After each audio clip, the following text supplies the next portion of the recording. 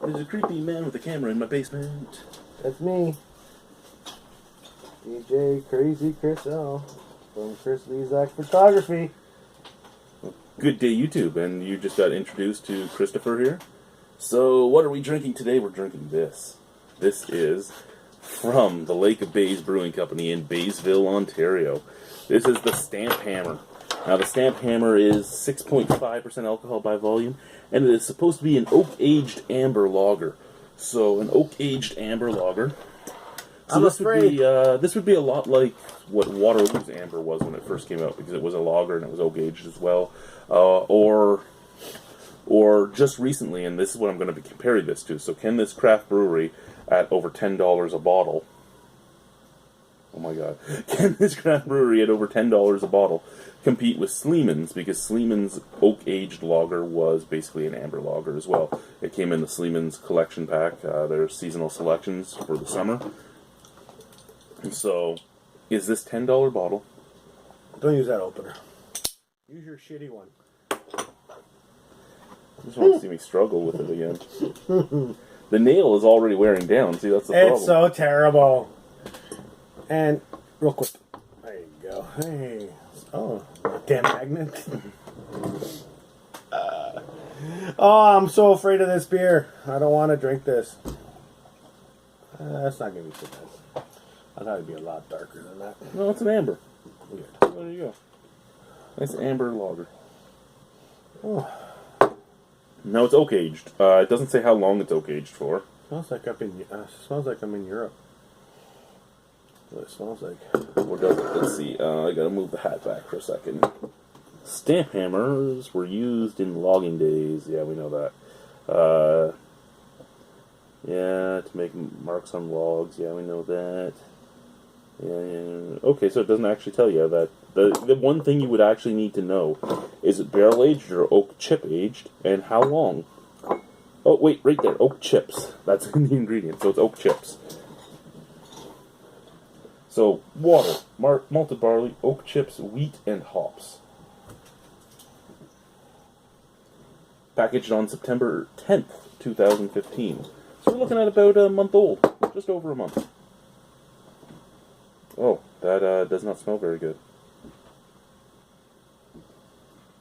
It smells like I don't like amber beers.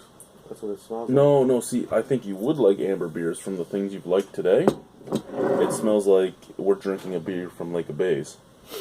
It smells like I'm in Europe. To me, it kind of smells like fish. Like smelts. On the Mediterranean Sea, in Europe. Oh, now that I said it smells like fish, I can't even go near it. Well, guess what? Cheers. Now we're going to taste fish. Great.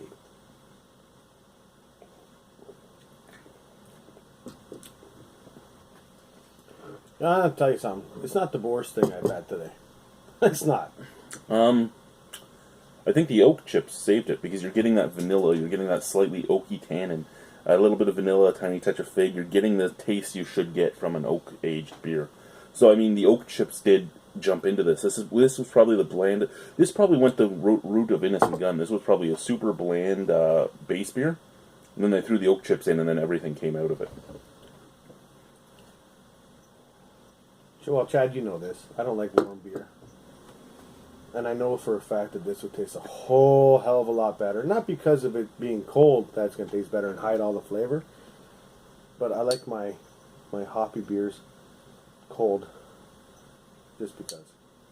I mean, I can drink this, but I wish it was colder. Make some room in your fridge, right? I got to review some more beers if I want to put anything else in the fridge. I don't know if you noticed what the kegerator looked like. I saw it. They're stacked on top of each other. Full. Yeah, the oak really does this, but I still get that kind of like European. There's a total European taste to underneath this. This is like going, if you buy anything in the LCBO that's sitting from anywhere from Poland to Slovenia, I mean those beers taste like this one. That's all I get. I get a lot of Mediterranean taste out of this beer. Especially, the hell's the name of well, out of the Polish beers, the one that comes to mind is Leżańsk. That beer, it smells like this one, and it's not even an amber. And that's weird. Now, here's what I'd say. Taste on this beer, actually surprisingly not that bad. It's not bad at all. And I say surprisingly It doesn't just taste like because of my fish like you thought.